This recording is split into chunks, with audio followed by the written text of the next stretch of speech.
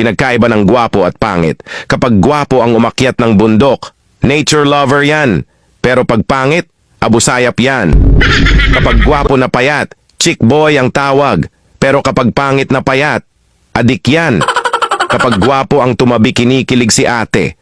Pero pag pangit ang tumabi, nagagalit, ayaw magpatabi, nag-iinarte si ate. Kapag gwapo ang nanligaw, sasagutin agad. Pero kapag pangit, sorry, study first ako. Kapag gwapo ang construction worker, sasabihin nila na hardworking yan. Pero kapag pangit, okay na yan kesa mag-addict ka. Kapag gwapo ang tumitig, nakakakilig. Pero pag pangit ang tumitig, manyakis yan. Kapag gwapo ang umiinom, broken-hearted. Pero pag pangit, walang pangarap sa buhay. Kapag gwapo ang jowa, tinadhana. Pero pag pangit, ginayuma yan.